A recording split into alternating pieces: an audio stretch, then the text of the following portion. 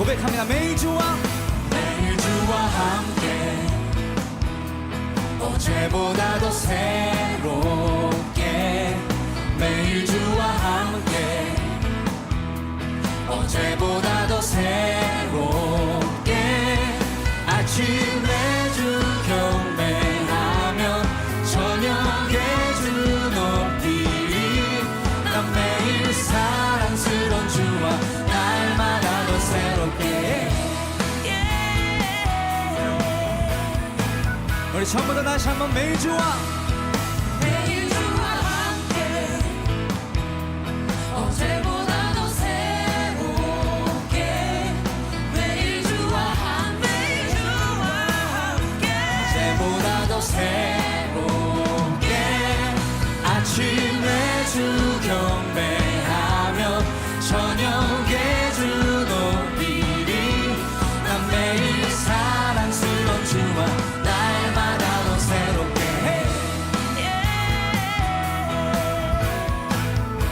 주를 더욱 아는 것 주를 더욱 아는 것 놀라워라 나를 사랑하신 주 존귀하신 주님께 경배하니 자유케 하신 주를 해가 뜨는 때부터 해가 지는 때까지 매일 주와 함께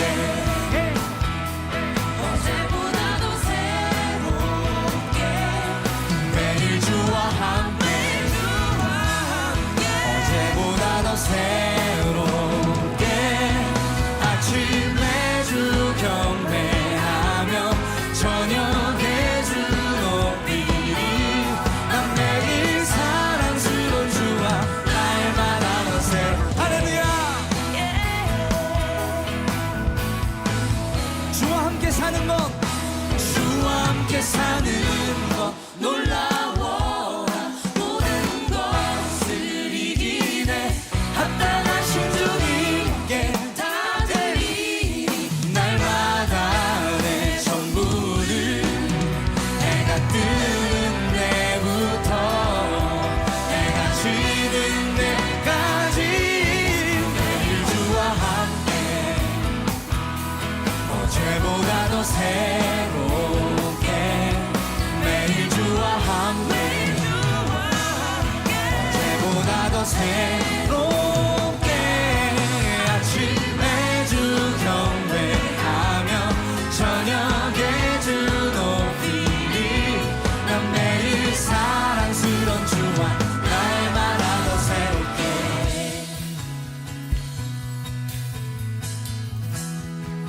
우리 믿음의 고백을 드립니다. 날마다 날마다 더 새롭게 날마다 더 새롭게 날마다 어제보다 더 새롭게 날마다 어제보다 더 새롭게 날마다 더 새롭게 날마다 더 새롭게 날마다 어제보다 더 새롭게 날마다 우리 힘차게 다시 한번 날마다 더 새롭게 날마다 더 새롭게 날마다 어제보다 더 새롭게 매일 주와 함께 할렐루야 어제보다 더 새롭게 매일 주와 함께 어제보다 더 새롭게 아침에 주 경배하며 저녁에 주 높이리 난 매일 사랑스러운 주와 날마다 더 새롭게 할렐루야 날마다 더 새롭게 주님 날마다 우리의 삶을 새롭게 변화시켜 주시는 분에게 다시 한번 큰 영광의 박수 함께 올려드립시다. 아멘. 고린도전서 7장 4절 말씀. 아내는 자기 몸을 주장하지 못하고 오직 그 남편이 하며 남편도 그와 같이 자기 몸을 주장하지 못하고 오직 그 아내가 하나니. 결혼이라는 얘기인데 결혼에 대한 이야기가 고린도전서 7장에 대한 이야기가 나오는데요. 그 중에서 결혼의 어떤 핵심, 결혼이라 하면 이런 거다라고 하는 결혼의 핵심이 나오는데 그게 바로 7장 4절입니다. 아내는 자기 몸을 주장하지 못하고 남편이 그 몸을 주장하게 되는 거고, 남편도 자기 몸을 자기가 주장하지 못하고 아내가 그 남편의 몸을 주장하게 된다. 이게 결혼이거든요. 결혼하기 전에는 어때요? 남자는 남자가 자기 몸을 주장하고, 결혼하기 전에는 여자가 자기 몸을 주장하잖아요. 근데 결혼하게 되면 뭐가 가장 많이 바뀌는 거예요? 남자의 몸이 여자가 주관하고 여자의 몸을 남자가 주관하는, 그게 이제 바뀌는 거죠. 그러면 어떻게 되는 거예요? 자기 몸이 자기를 위해서 있는 줄 알았더니 결혼하고 나니까 누구의 몸이 되더라? 상대방의 몸이 되더라. 그런 말이잖아요. 그죠? 그러니까 결혼이라고 하는 게 완전히 이제까지의 모든 삶을 바꾸는 행위죠. 그러니까 결혼이라는 게 사람이 누구를 만나느냐에 따라서 사람이 달라지는데, 그 누구를 만나느냐는 굉장히 중요한 겁니다. 왜냐하면 이제까지의 모든 인생을 완전히 바꿔가지고 인생을 다르게 살아가는 삶이 바로 결혼이기 때문에 그러는 거죠. 그래서 결혼이 굉장히 중요한데 성경은 결혼에 대한 이야기를 하고 있어요. 그래서 혼자 자기가 자기를 위해서 이렇게 살게 되면 그걸 뭐라고 그래요? 이건 자기를 위로하는 것이니까 그걸 거룩이라 그렇게 말을 해요. 그래서 자기가 자기를 위해서 거룩하게 살아가는 것을 경건이라 그렇게 말합니다. 그럼 그 경건, 그 거룩이라는 건 뭘 통해서 오는가? 디모데전서 4장 5절에 보니까 말씀과 기도를 통해서 거룩해진다. 그것은 누구를 위한 거다? 자기를 위한 거다. 자기를 위한 거기 때문에 자기를 위로하기 위해서 있는 거죠. 자기를 위로해서 있는 거, 자기가 자기를 사랑하는 거, 이거를 뭐라고 그러냐면 성경에서는 거룩이라 이렇게 말하는 거예요. 자기가 자기를 사랑하는 거를 거룩이라 말하는 거고, 그러면 성경에서 말하는 사랑이라고 하는 건 뭘까요? 사랑이라고 하는 건 상대방이 없으면 의미가 없는 게 사랑이에요. 그러니까 거룩은 자기 혼자 해도 되지만 사랑이라고 하는 건 혼자 할 수 없는 거예요. 상대방이 반드시 있어야 사랑할 수 있는 거거든요. 그래서 너희가 하나님을 정말로 사랑하라, 하나님을 몸과 마음을 다하여 정성을 다하여 하나님을 사랑하라. 그게 뭐예요? 이게 그렇게 사랑하라는 게 뭐 할 때 그 사랑하라는 거예요? 예배할 때 사랑하라는 거예요. 예배. 그러니까 자 봐봐, 너희의 몸과 마음과 정성을 다해서 뭐 어떻게 하라고? 사랑하라고. 사랑한다는 거 어떻게 뭐 할 때 그 말을 쓰는 거예요? 예배할 때 그 말 쓰는 거지. 그러니까 네 몸과 마음을 다해서 정성을 다하여 네 영과 혼과 몸이 합해서서 하나님 앞에 예배해라. 그것은 사랑하라는 말이죠. 그게. 그러니까 혼자 거룩한 척하는 것은 예배가 아니란 말이에요. 그러니까 혼자 있는 것은 자기가 자기를 위로하고 혼자 경건하고 거룩하고 아무리 그렇게 해도 그거는 자위밖에 되지 않는다는 거죠. 자위. 그러니까 자기가 스스로 위로하는 것밖에 되지 않는 거예요. 그러면 자기한테는 만족이 있고 자기한테는 기쁨이 있겠지만 전혀 다른, 이 몸에 원래 하나님이 만드신 목적이 있을 거 아니에요.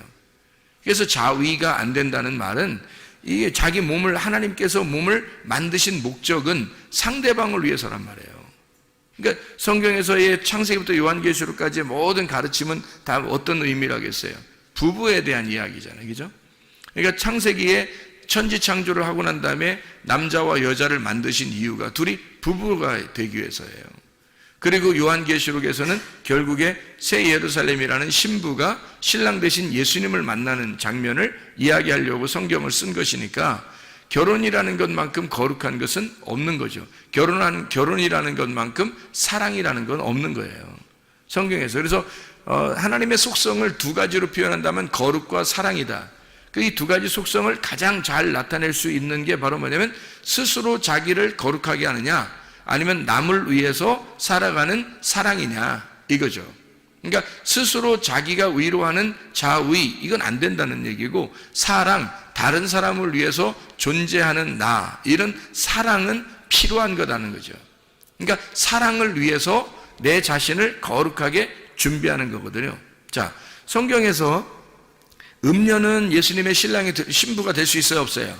없죠. 음녀는 예수님의 신부가 될 수가 없어요.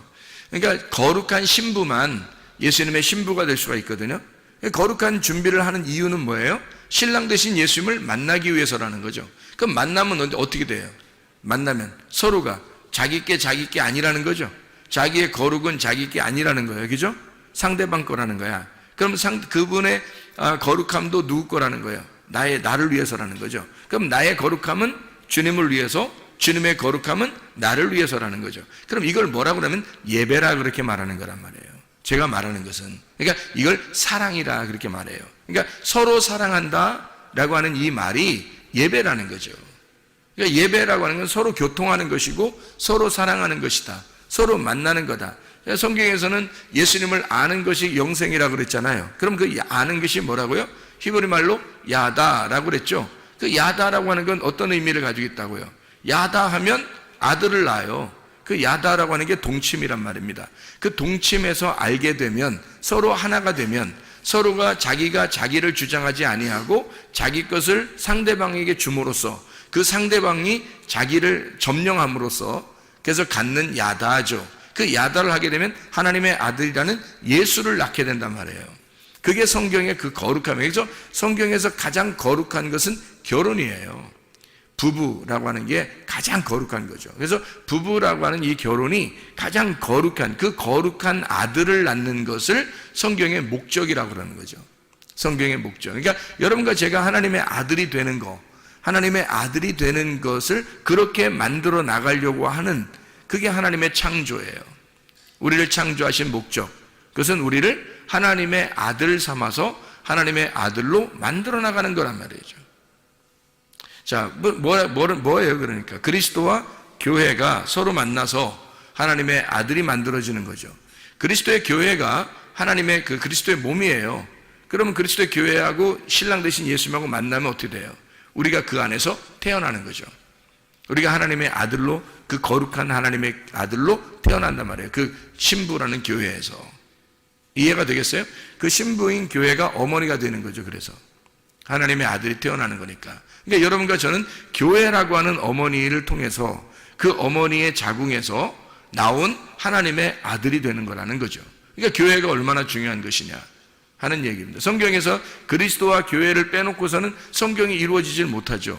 신랑과 신부를 빼놓고서는 성경이 이루어지지 못하는 겁니다. 이게 무슨 음란한 이야기나 뭐 조속한 이야기가 아니에요. 이게 굉장히 거룩한 이야기입니다. 하나님 안에서 이것만큼 거룩한 이야기가 어디 있어요?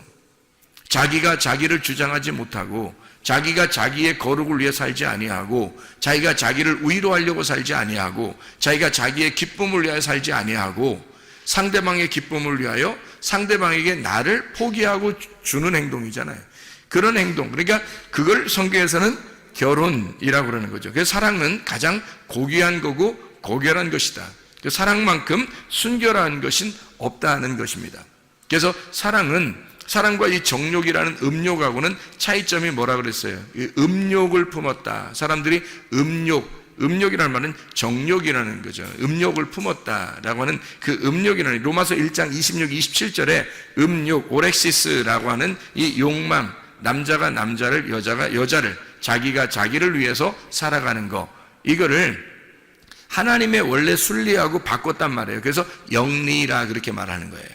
하나님의 순리는 하나님의 계획, 하나님의 울타리 속에서 하나님이 정하신 그 울타리 안에, 하나님의 계획 안에서 혼이 생각을 가지고 행동하는 걸 말하는 거예요. 그걸 순리라 그렇게 말하는 거고요. 영리라고 하는 건 그냥 자연적으로 자기가 태어났으니까 본능에 충실하여 사는 거, 그냥 본능적으로 살아가는 거잖아요. 그걸 영리라 그렇게 말하는 겁니다. 그러니까 쟤는 이렇게 본능적으로 사냐, 애가 그렇게 하는 건 영리로 사는 거예요. 그게 원래 자연스러움이 아니란 말이에요. 하나님의 그 자연스러움은 반드시 어떤 울타리를 쳐준단 말이에요. 울타리를 쳐주고 그 안에서 자유하라고 말하는 거죠.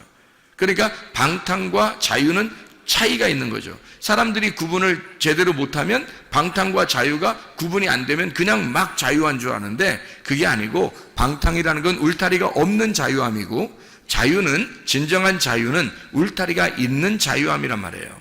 그래서 울타리가 있는 자유함은 반드시 어디서 나오냐면 진리 안에서 나오게 돼 있죠. 그러니까 진리가 있어야 그 안에 자유가 오니까 진리가 너희를 자유케 만든다 이렇게 말하는 거죠. 진리를 모르고서는 자유가 있을 수 없는 거죠. 진리를 모르는 상태에서는 다 방종이란 말이에요. 방탕함이란 말이에요. 이게. 그럼 우리는 이제 뭐를 설명하려고 하는 거냐면 이런 거예요. 음란이라는 게 사랑이라는 거하고 음란이라는 게 차이를 우리가 모르면 이게 차이를 모르면 음란과 사랑이라는 게 거의 뭐 같은 것처럼 보이잖아요. 육체적으로 보면은.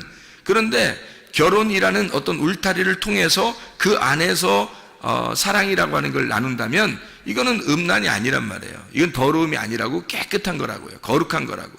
그런데 결혼을 벗어나서 이것을 결혼이라는 울타리를 벗어나서 자기의 그 정욕, 자기의 사랑을 갖다 나누려고 한다면 그것은 음란이라고 이렇게 말하는 거예요. 더러움, 방탕이라고 말하는 거죠. 그러니까 이 울타리라는 진리가 굉장히 중요한 거죠, 우리에게는.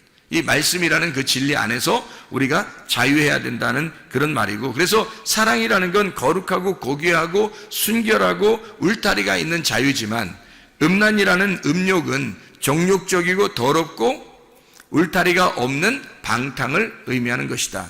이렇게 볼 수가 있는 거죠. 자, 우리가 그러면 이 사랑이라고 하는 걸 다시 한번 잘 생각해 봐요. 예배라고 하는 게 뭐라고요? 결국엔 사랑이라고요. 근데 그 사랑을 내가 나를 사랑하는 사랑이 아니라 내가 남을 사랑하는 사랑이 진짜 예배라는 얘기죠. 그러면 남을 사랑하는 게 신부가 사랑할 수 있는 대상이 누구밖에 없어요? 신랑밖에 없는 거예요. 신부는 신랑밖에 사랑할 수가 없어요. 신랑은요, 신부밖에 사랑할 수가 없거든요. 그래서 신부가 신랑을 사랑하고 신랑이 신부를 사랑하는 것이 그것을 결혼이라 예배라 그렇게 말하는 거라. 그러니까 서로 사랑인데 이 서로 사랑한다는 그 서로 사랑이라는 그 예배는, 그 사랑은 예배를 말한다. 신랑이 신부를, 신부가 신랑을 사랑하는 것을 말한다. 이것을 예배라 그런다. 그래서 이 사랑이라고 하는 단어를 성경에서는 아가페 사랑이라고 하는 말하고 필레오 사랑이라는 말을 썼어요. 그럼 아가페 사랑이라는 말하고 필레오라는 사랑은 사람들이 보통 어떻게 알고 있어요? 아가페 사랑은 일방적인 사랑을 말해요. 한 사람이 다른 사람을 일방적으로 사랑하는 걸 아가페 사랑이라고 말한다고 그러죠. 그래 하나님의 사랑이라고 말해요. 그걸 그냥 혼자 있어도 사랑하는 그 사랑, 그냥 절대적인 사랑, 그게 이제 아가페 사랑이라고 그러는 거죠. 그럼 필레오 사랑은 어떤 사랑을 의미한다고 그래요? 서로 사랑을 의미한다고 그러죠. 그러면 이쪽에 사랑한다면 반드시 그 사랑을 받는 사랑, 사랑을 받으면 반드시 사랑을 해주는 사랑, 그래서 사랑을 받고 사랑을 해주는 그 사랑을 필레오 사랑이라 그렇게 말해요. 그러면 아가페 사랑과 필레오 사랑에서 어떤 게 더 사실은 완성적인 것이냐 하면 아가페 사랑이 필레오가 되면 더 완전한 사랑이 되죠. 완성된 사랑이 되는 거죠. 그래서 예배라고 하는 것은 실제로는 하나님이 아가페 사랑을 해서 우리에게 오는 것은 어떤 면에서 일방적인 거죠. 그는 우리가 그 사랑을, 아가페의 사랑을, 예수님이라는 그 아가페의 사랑을 깨달았어요. 깨닫고 베드로가 요한복음 21장에 예수님을 두 번째 만나고서 그가 필레오 사랑한다고 고백할 때 그 사랑을 깨달았다는 얘기는 어떤 사랑을 깨달았다고요? 당신이 나를 위해서 죽으신 그 아가페 사랑을 깨달았습니다 하는 그 필레오 사랑합니다 라고 고백했던 그 베드로의 사랑이라고 하는 게 어떤 면에서는 예배라는 거죠. 그게 예배. 그러니까 예수님께서 나를 위해서 죽으신 그 사랑을 내가 깨닫고 내가 당신을 이제 드디어 사랑하게 되었습니다 라는 그 사랑은 이제 일방적인 사랑이 아니라 당신과 나의 사랑인데, 나는 당신을 위해서 사랑하게 돼 있고 당신은 나를 위해서 사랑한다는, 당신은 나를 위해 사랑했고 나는 당신을 위해서 사랑하겠습니다 라고 하는 고백이 필레오 사랑이겠죠. 그럼 그 말이 예배라는 얘기입니다. 서로의 사랑이고 서로를 위해서 내 몸은 당신을 위한 것이고 당신의 몸은 나를 위한 것입니다 라고 하는 그 결혼의 관계, 신랑과 신부의 그 관계를 설명해 주고 있는 거죠. 그게 바로 뭐냐면 예배라고 하는 겁니다. 그 야다, 기노스코라고 하는 그 안다라고 하는 것은 실제로 몸과 마음으로 깨달아 아는 것을 의미하는 것이니까 이것은 스스로 위로하는 자위가 아니라 진짜 사랑이라는 거죠. 하나님과 우리와의 진정한 사랑, 그 필레오의 사랑, 예배가 성립된 서로의 사랑, 서로 통한 사랑, 통했느냐 할 때 그 서로 통하는 사랑, 그 서로 관계가 있는 서로 통하는 사랑을 말하는 것입니다. 그래서 룻이라고 하는 사람이 친구라 그랬죠. 친구, 룻이라는 여자의 이름이 친구라 그래요. 그러면 룻이라는 사람과 보아스의 만남은 어떤 관계의 만남이라고요? 친구의 만남의 관계라고요. 그럼 친구는 어때요? 비밀이 있어요, 없어요? 없어요. 비밀이 없다는 말은 비밀이 벗겨졌다는 얘기고 이게 진리가 드러났다는 얘기거든요. 진리라고 하는 건 비밀이 사라졌다는 게 진리예요. 진리는 뭔가 감추어져 있는 것이 더 이상 감추어지지 않았다라는 게 진리라는 말이거든요. 그러면 반대로 거짓은요, 감추어져 있다, 아직도 깨닫지 못했다, 아직 모르겠다, 내가 저 사람을 모르겠다라면 거짓이란 말이에요. 그러니까 거짓은 뭔가 감추어져 있는 걸 거짓이라 그러고, 진리라고 하는 것은 뭔가 드러난 것을 진리라 그렇게 말하는 거거든요. 자, 친구는 거짓이라는 비밀이 없어요. 이렇게 감추어진 게 없는 걸 친구라 그런다고. 요한복음 15장 13절부터 17절까지 말씀하는 거죠. 예수님이 우리를 갖다가 뭐라고 했다고? 친구라 그렇게 말했다고. 너희에게는 종이라 하지 않으니까 너와 나는 비밀이 없다 이렇게 말해요. 그러니까 비밀스러운 게 없으면 진리 가운데 있는 거고, 진리는 우리를 자유하게 하는 거고, 그 진리라는 울타리를 통해서 그 안에서 마음껏 사랑하자라고 하는 게 주님과 우리와의 사랑이고, 그게 예배라는 것입니다. 예배가 그만큼 소중한 거고, 그만큼 아름다운 거고, 그만큼 사랑스러운 거예요. 그러니까 예배라고 하는 걸 모르면 사랑을 나누는 예배가 안 되고, 그냥 억지로 막 힘들지만 내가 와서 참여해서 예배를 드려야 하는 그런 율법적인 예배가 되겠죠. 그 말은 서로 사랑이 안 되는 거죠.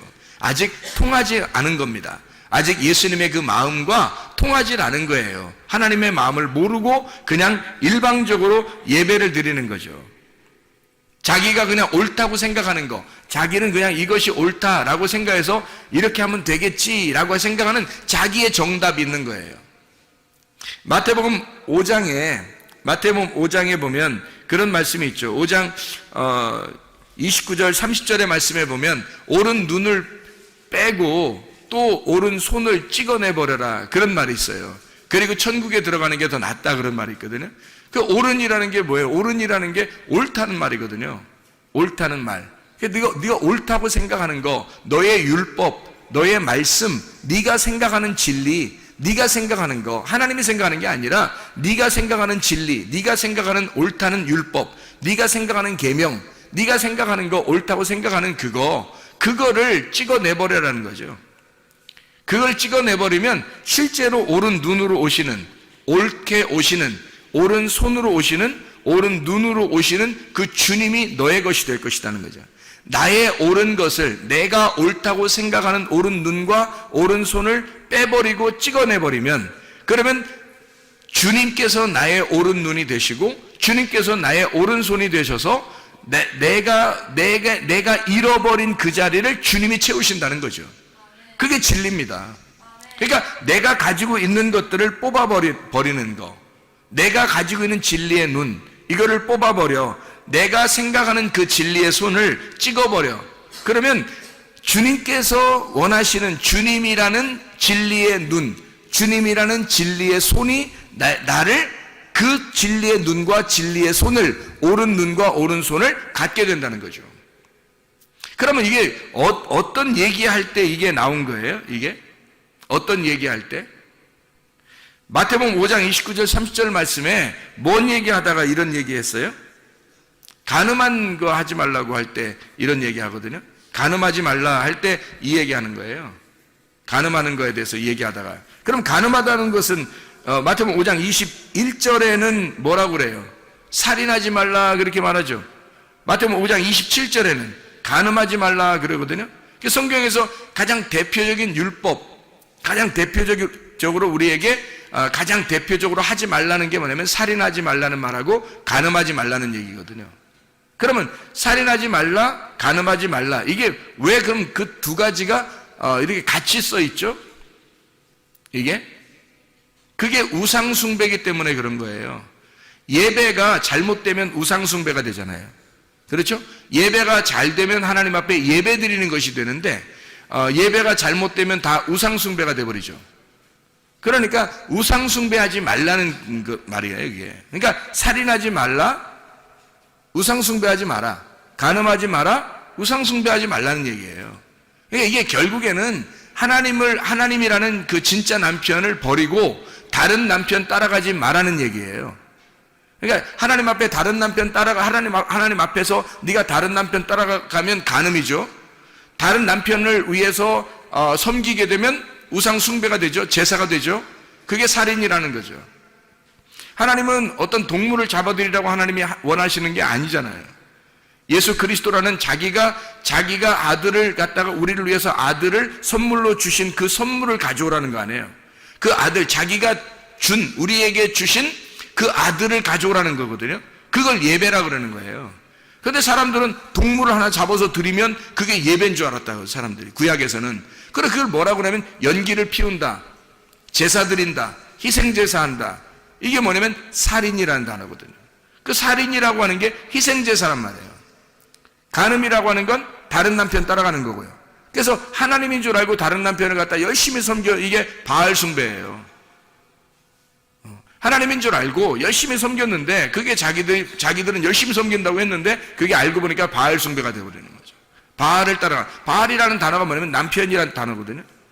그러면 하나님이 바알 숭배한 사람들 왜 자꾸 이렇게 책망하고 저주하고 그들을 갖다가 이렇게 심판하고 그러죠? 바알이라는 그들은 자기들이 그게 남편인 줄 알고 그게 하나님인 줄 알고 그렇게 섬긴 거거든요. 그게. 그런데 하나님은 그 바알이라는 것을 갖다가 섬기지 말라는 거예요. 책망하고. 왜 그렇게 말하냐면 바알이라고 하는 게 남편은 남편인데 다른 남편인 거죠. 하나님이라고 하는 남편은 원래 보이질 않아요. 근데 사람들이 보이지 않으니까 보이는 남편을 따라가는 거라고. 보이는 남편을 따라가서 그 바알이라는 것을 남편인 줄 알고 하나님인 줄 알고 따라가 섬긴 거예요. 그걸 하나님께서는 뭐라고 그러냐면 그걸 살인한 것이다. 너희들이 예배드린 것은 다 살인한 것이다. 그것이 간음이다. 그것은 우상숭배에 해당하는 것이다. 진정한 예배를 드린 게 아니고 영적인 예배를 드린 게 아니다. 영과 진리로 예배를 드려야 하나님 받아주시는데 이런 잘못된 살인 그리고 잘못된 간음을 통해서 하나님 앞에 우상숭배로 예배를 드린 것이다. 예배가 성립되지 않았다는 얘기입니다. 자, 어떤 게 그럼 예배라는 거예요? 하나님이 원하시는, 하나님이 기뻐하시는 예배라는 건 뭘 예배라고 그러는 거예요, 그럼?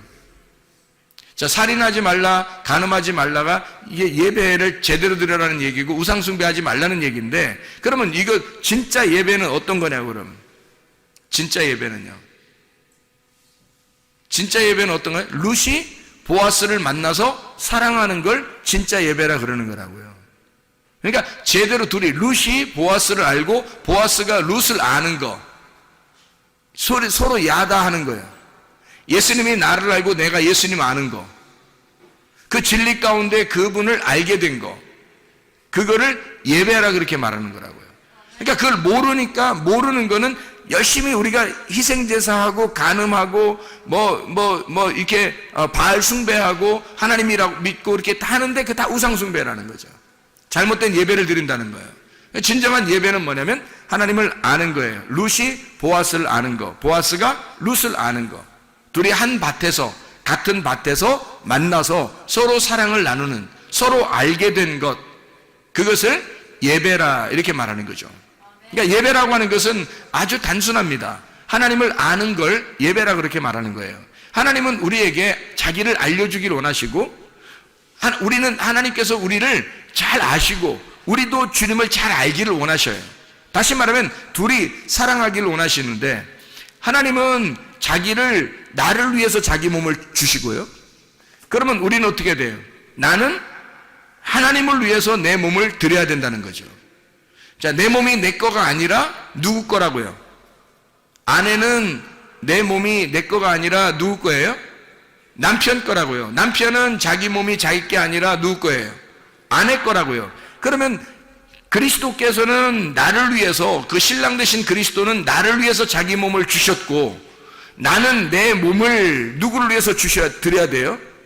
예, 그리스도를 위해서, 신랑 되신 그리스도를 위해서 내 몸을 드려야 된단 말이에요. 이거를 내 몸은 내가 주장하지 못하고 그리스도께서도 그리스도의 몸을 자기가 주장하지 못하는 거예요. 그리스도는 자기의 몸을 우리를 위해서 주시고, 우리의 몸은 우리가 그리스도를 위해서 드려서, 이 둘이 나는 주님을 위하여, 주님은 나를 위하여 서로 사랑하는, 서로 자기 거를 드리는, 상대방에게 내 거를 드리는, 나의 소중한 것을 드림으로써 그분의 몸이 내 거가 되고 나의 몸이 그분의 것이 되는, 내 소중한 것을 포기하고 그분의 소중한 것을 받는, 그게 서로 사랑이라는 예배라는 거죠. 그게 거룩입니다. 이게 진짜 결혼이라고 하는 거고요. 결혼해서 사랑하는 야다, 아는 것, 이것을 예배라고 그렇게 말하는 것입니다. 예배는 그러니까 어색한 거나 율법적인 거나 어려운 거나 힘들고 어려워 죽겠는데 할 수 없이 내가 예배 드리러 가야 돼, 이런 게 아니에요. 이게 사랑이에요. 사랑을 나누는 거라고. 하나님의 말씀 안에서 그 말씀을 서로 먹는 시간, 주님에게 내 몸을 드리는 시간, 주님의 몸을 내가 받는 시간이란 말이에요. 서로 동침하는 시간이라고. 그게 서로 하나가 되는, 결혼하는, 서로가 자기의 몸을 자기가 주장하지 못하고 상대방이 주장하게 하는 그 시간이란 말이에요. 가장 아름다운 시간이겠죠. 가장 사랑스러운 시간이겠죠. 그게 예배라고요. 그게 성경에서 말하는 예배의 정확한 표현이라고요. 제가 알기로는 이게 성경에서의 예배의 가장 정확한 표현인 것 같아요. 고린도전서 7장 3절부터 9절까지의 말씀입니다. 그래서 이게요, 서로 사랑하는, 자기가 자기를 사랑하는 게 아니라 상대방을 위하여 자기를 드리는 사랑, 이게 진정한 사랑이다 라고 하는 것을 우리에게 말하고 있는 거죠. 고린도전서 10장 1절부터 22절까지의 말씀을 여러분 이렇게 보면요, 고린도전서 10장 1절부터 22절까지의 말씀에 보면 거기에 홍해의 바다를 건너는 침례가 나오고요, 영적 음식, 신령한 음식을 먹는다는 말이 나오고, 영적 음료, 신령한 음료를 먹는다는 말이 나와요. 이게 다 뭐냐면 성경에서 여기 고린도전서 10장에 1절부터 22절까지의 말씀은 다 같이 우상을 얘기하는 겁니다. 너희가 신령한 음식을 먹고 신령한 음료를 마시고 그리고 이 침례를 너희가 받았다 할지라도 그것은 다 무슨 행위냐면 외적인 우상 숭배라는 겁니다. 그거는 형상이라는 거죠. 우상이라는 겁니다. 형상. 그건 하나의 그림자예요. 그림자라고 하는 이 형상은 세메이온이라고 그래요. 이거 표적이라고 그럽니다. 사람들이 기적을 따르고 이적을 따르고 어떤 표적을 따른다는 그 표적을 통해서 하나님은 반드시 뭔가를 가르쳐 주려고 그러는 거예요. 예를 들어서 소경의 눈을 떴어요. 그러면 소경의 눈이 뜬 것은 뭐를 설명해 주게 한 것 같아요. 여러분이 성경에서 보면 반드시 진리의 눈이 가려졌던 것이 진리가 열어졌다는 것을 알려주려고 하는 거거든요. 그러니까 율법의 눈이 너희가 가려져 있어. 그래서 너희가 껍데기만 보고 있는데 이 껍질이 벗겨져 눈이 열려져. 사도 바울이 사울이었을 때 그가 눈이 가려져 있었는데 예수를 만나니까 눈꺼풀이 벗겨지는 것처럼 이렇게 진리의 눈이 열려지는 거, 이게 소경의 눈을 띄워주고 하시는 주님의 마음입니다. 그 말씀이거든요. 이것은 그러니까 소경을 눈을 뜨게 한다는 건 뭐예요? 그거는 진짜 진리를 보게 하는 거예요? 아니면 그거를 알려주는, 이런 것이 있다고 알려주는 세메이온, 어떤 표적이에요. 표적이라고요. 그래서 기적을, 예수님이 가는 곳마다 기적을 일으키고 표적을 일으킨 이유는 바로 그걸 통해서 진리의 말씀을 설명하고자 한 것이었습니다. 근데 사람들은 그 표적을 따라요. 그 세메이온을 따라간다고요. 그게 바로 뭐냐면 손가락과 같은 거거든요. 세메이온이라는 건 손가락과 같은 거예요. 꽃을 이렇게 지시할 때, 이게 지적할 때 내가 손가락으로 이게 꽃을 이렇게 지적하잖아요. 그러면 이 손가락을 사람들이 쳐다보면 되겠어요? 손가락이 지시하는 꽃을 쳐다봐야 되겠죠. 꽃을 쳐다봐야 되는데 손가락을 보고 있다고 사람들이. 자, 태양이 있는 것은 손가락과 같은 거거든요. 태양이 있는 것은 빛이 있다는 걸 알려주려고 그러는데 태양만 사람들이 아주 좋아한단 말이에요. 그러면 태양 숭배가 되는 거예요. 그러니까 손가락으로 꽃을 가리켰는데 꽃을 쳐다봐야 되는데 이 손가락을 바라보면 손가락 우상이 되는 거란 말이에요, 이게. 여러분, 여기에 목사를 세워놨어요. 목사를 바라보고서 구원받는 게 아니거든요. 목사를 통해서 누굴 쳐다보라는 거예요. 이 손가락이라는 목사를 통해서 누구를 바라보라고요? 실체이신 예수님을 만나라고 그러는 거거든요. 예수님을 쳐다보라고 중간에 손가락을 둔 거예요. 손가락으로 가리키는 거거든. 그게 손가락 같은 게 그림자, 세메이온이에요. 저도 여러분 앞에 서 있는 표적이라고요, 이게. 그러니까 표적을 따라가거나 표적을 믿거나 하는 게 아니라고요. 표적을 통해서 반드시 실체를 만나야 된다고요.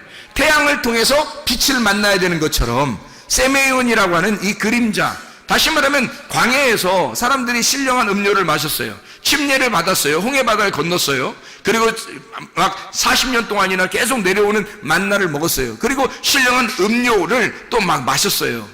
그렇게 하면서도 그들은 광야에서 다 죽었어요. 왜? 성경에서는 고린도전서 10장의 1절부터 4절에 계속 1절부터 22절까지 설명해서 왜 그런 이야기를 하나요? 이 표적을 통해서 그들이 표적을 맛보았지만 그러나 광야에서 다 죽었다. 너희들에게 이것이 본보기가 되어서 우리에게 와 있다는 거예요.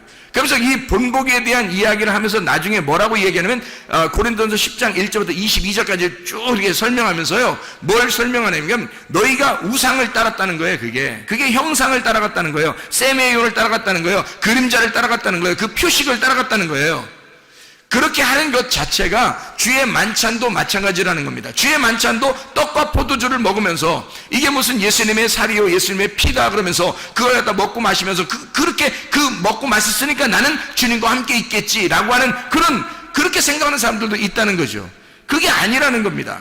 다시 말하면 그것도 역시 손가락에 불과하다. 그것도 태양에 불과하다. 그거 역시도 우상에 불과하다는 겁니다. 자, 생각해 보세요. 빛이신 그리스도를, 그 실체를 알아야, 그 실체를 만나야 그 목적을 가지고 성경을 써놨는데 이 성경책이 거룩한 줄 알고 성경책만 바라보고 살면 되겠느냐 이거죠. 안 됩니다. 성경책이 우리에게 있는 것은 무엇을 가리켜서 그 가리키는 손가락을 보고 살게 하는 것이 아니라 이걸 통해서 실제로 이 안내문, 여기 있는 제품 설명서죠. 이게 이 성경책이 제품 설명서와 같은 거예요. 근데 그 제품을 갖다 사용해야지 설명서만 쳐다보고 살면 되겠습니까? 말이 안 되죠. 이게 설명서라고요. 하나님을 만나서 어떻게 살아야 되는지에 대한 설명서란 말이에요. 그러니까 하나님 만나는 게 훨씬 더 중요한 거죠. 그게 실체지. 우리는 어떤 우상을 숭배하는 그런 예배를 드리는 사람들이 얼마나 많은가. 실제로 주님 만나는 것이 아니라 주님과 사랑을 나눠야 되는데 주님과 사랑을 나누려고 하는 게 아니라 뭔가 이상하다 이 말이에요. 뭔가 다른 걸 자꾸 표적을 따르고 기적을 따르고 손가락만 쳐다보고 앉아있다는 거죠. 그게 이상하다는 거죠. 진짜를 못 만났다는 거죠. 자, 생각해 보세요. 하나님이 어떤 형상을 가지고 있어요? 안 가지고 있어요? 안 가지고 있어요. 하나님은 형상이 없단 말이에요. 하나님은 영이고 진리이기 때문에 형상이 없어요. 하나님이 모양이 없으니까, 그런 형상이 없으니까 누가 내려왔어요? 하나님이라는 분을 있다고 알려주려고 누가 내려왔어요? 예수님이 내려왔다고요. 예수님이 내려왔는데 예수님은 누구의 형상이에요? 하나님의 형상이라고. 하나님의 형상이 예수님이라고요. 그러니까 이 형상은 때려 부셔야 돼, 안 부셔야 돼? 때려 부셔야 되죠. 그래서 예수님이 십자가 못 박혀 죽는 거예요. 자기 형상은 깨져야 되니까. 형상은 깨지고 누구를 설명하는 거예요? 하나님이라는 영, 보이지 않는 하나님이라는 영을 설명하는 거예요. 그리스도가 이 땅에 오신 것은 하나님 아버지를 설명하려고 오신 형상이란 말입니다. 우리는 그리스도가 부활하셨죠. 근데 그 부활하신 그리스도의 형상이 누구냐면 우리란 말이에요. 그러니까 우리를 통해서 누가 드러나야 되겠어요? 그리스도가 드러나야 되는 거죠. 우리는 그리스도의 형상이니까 그리스도를 나타내려고 나를 통해서, 나라는 우상을 통해서 그리스도라는 실제를 만나게 하려고 나라는 우상을 세우는 거죠. 우리라는 형상을, 그림자를 세우는 것은 진짜 그리스도를 만나게 하기 위한 겁니다. 그렇죠? 그러면 그리스도를 만나기, 실체를 만나도록 하셔야지 자기를 갖다가 만나게 하면 안 되는 거죠. 그러니까 나는 나를 자랑해서는 안 된다는 겁니다. 그죠? 그러니까 나라고 하는 건 누구를 위해 존재한다? 그리스도를 위해서 존재한다. 그리스도는 누구를 존재한다? 하나님을 위해서 존재한다. 그리스도가 하나님을 위해서 존재하기 때문에 빌립보서 2장 5절부터 11절까지 말씀에 자기를 십자가에 죽기까지 복종하시다 그러는 거예요. 왜냐하면 그분이 십자가 못 박혀 죽어야 하나님 아버지가 영광을 받고 드러나기 때문에 그렇습니다. 그 실체가 나타나기 때문에. 왜냐하면 그분이 육체라고 하는 인간의 몸으로 오셔가지고 그분이 죽으셔서 부활하신 하나님이 되셔야 진짜 하나님을 알 수 있거든 우리가. 그래서 그리스도가 하나님을 소개하려고 이 땅에 오셔서 자기가 그리스도를 소개하고 하나님을 소개하고 마지막으로 자기가 십자가 못 박혀 죽으면서 다 완성했다고 말하는 겁니다. 그럼 우리들도 그리스도를 나타내려면 어떻게 해야 돼요? 자기 십자가를 지고 자기를 부인하고 따라가 내가 십자가를 지고 죽을 때 그때 완성된다는 거죠. 그래야 그리스도가 나타난다는 것입니다. 그러지 않고서는 그리스도가 안 나타나는 거예요. 그리스도가 내가 하나가 되려면 내가 죽어야 그리스도와 하나가 되는 거죠. 그리스도가 하나님하고 하나가 되려면 그리스도가 죽어야 하나님하고 하나가 돼서 하나님으로 나타난단 말이에요. 이해가 되시죠? 그러니까 하나님을 나타내기 위해서 그리스도를 나타내기 위해서 내가 존재하는 거라는 거예요. 이게 다 모두 다 우상인 거죠. 자, 이스라엘 백성이 애굽에서 탈출해가지고 홍해바다를 건넌 것도 형상이죠. 그림자죠. 만나를 먹은 것도 그림자입니다. 형상이에요. 음료를 마신 것도 신령한 반석으로부터 나온 그 음료를 마신 것도 다 형상이에요. 그림자예요. 신령한 반석은 그리스도라는 거죠. 반석이 중요한 게 아니라, 그래서 반석을 섬기는 게 아니라 그리스도를 만나야 된단 말이에요. 실제이신 그리스도를 만나는 것이 목적이라는 거죠. 하나님은 우리에게 영으로 진리 안에서 예배하고 함께 만나서 서로 사랑하자. 이것이 안 되면 너희는 우상 숭배하는 것이다. 우상 숭배는 살인하는 거야. 그게 다른 신을 섬기는, 다른 남편을 만난 간음하는 자이다. 이렇게 말하는 거죠. 그래서 우상 숭배는 살인이고 간음하다. 그래서 고린도전서 10장 1절부터 22절까지 말씀에서는 우상 숭배하지 마라 그래요. 우상 숭배하지 마라. 그게 뭐 하지 말라는 말이에요? 살인하지 마라 그런 말이에요. 다시 말하면 뭐 하지 말라? 간음하지 말라는 말입니다. 시험하지 말라는 말이에요. 원망하지 말라는 말입니다. 그럼 어떻게 해야 돼? 하나님의 성령 안에서 그리스도의 몸이 되어 교회로 하나가 되어야 된다. 이렇게 고린도전서 10장에는 설명해 주고 있단 말입니다. 교회 안에서, 그리스도 안에서 우리가 그리스도의 몸이 되어 교회로 하나가 될 때 이걸 깨닫게 된다는 거예요. 그렇지 않으면 절대 깨닫지 못해요. 자기는 자기가 자기를 사랑해서 자기가 자기를 위해서 살게 되면 절대 상대방을 이해할 수가 없습니다. 그리스도가 그리스도를 위해서 스스로만 살게 되면 우리는 절대 그리스도를 이해할 수가 없어요. 그리스도가 나를 위해서 죽으셨기 때문에 우리가 비로소 그리스도를 통해서 하나님을 알게 된 거죠. 여러분, 마찬가지예요. 그리스도께서는 우리에게 아내의 몸은 남편이 주장하고 남편의 몸은 아내가 주장하는 것이다. 그게 고린도전서 7장 4절의 말씀이에요. 아내는 자기 몸을 주장하지 못하고 오직 그 남편이 하며 남편도 그와 같이 자기 몸을 주장하지 못하고 오직 그 아내가 하나니. 이게 뭐라고요? 사랑이라고요. 이게 서로 사랑이라고요. 이게 부부의 관계라고요. 이걸 결혼이라고 말하는 것입니다. 결혼하기 전에는 자기 몸을 자기가 스스로 자위하고 자기가 자기 스스로 자기 거라고 생각했어요, 몸을. 근데 결혼하자마자 자기 몸이 자기 게 아니라 상대방의 것인 걸 비로소 깨달았단 말이죠. 그게 결혼이라고 하는 거죠. 그리스도는 나를 위해서 자기의 몸을 주셨다고요. 나하고 결혼하기 위해서 자기의 몸을 나에게 주셨다고요. 그러면 나는 내 몸을 그리스도를 위해서 드리는 거란 말이에요. 그는 네 몸과 마음과 정성과 뜻과 영을 다하여 혼을 다하여 네가 목숨을 다하여 하나님을 사랑하라 라는 말이죠. 그러면 네 모든 것을 다 드려서 예배하라 그런 말이잖아요. 진정으로 예배하려면 그렇게 하나님 앞에 자기의 몸을 다 드려서 하나님 앞에 예배해라. 하나님은 나에게 자기를 다 드려서, 나를 위해서 자기 몸을 다 드려서 예배했다고요. 그러면 나는 내 것을 다 하나님 앞에 드려서 예배하는 것이 당연한 것이 아닌가. 그게 결혼이 아닌가 이 말이에요. 진짜 하나님하고 그리스도와 결혼해야 우리가 신부가 된 거고, 그리스도의 신부가 돼야 하나님 나라에 가죠. 하나님 나라에 가야 하나님 나라가 된 것이고, 하나님 나라가 하나님의 말씀인 거거든요. 여러분, 천국에 가려고 우리가 교회 나왔는데 하나님 나라에 천국에 못 가면 안 되잖아요. 그럼 어떻게 할 때 천국 가요? 내가 그리스도의 몸이 됐을 때, 그게 천국 가는 사람, 백성이거든요. 그러면 어떻게 생각해봐요? 내가 그리스도를 위하여 내 것을 다 드렸을 때, 그때 그리스도의 몸이 되는 것입니다. 그리스도가 나를 위해 자기 몸을 다 주셨기 때문에 그리스도는 내가 되신 거죠. 그리스도가 내가 되고 내가 그리스도가 될 때 그게 천국이라는 것입니다. 예배라고 하는 것은 서로 사랑이에요. 예배라는 것은 그리스도와 우리가 둘 다 사랑하는, 서로 사랑하는, 동침하고 야다하고 기노스코하는, 서로 몸과 마음으로 깨달아 아는 그 아주 사랑스럽고 아주 아름다운 시간을 예배라 그렇게 말하는 것입니다.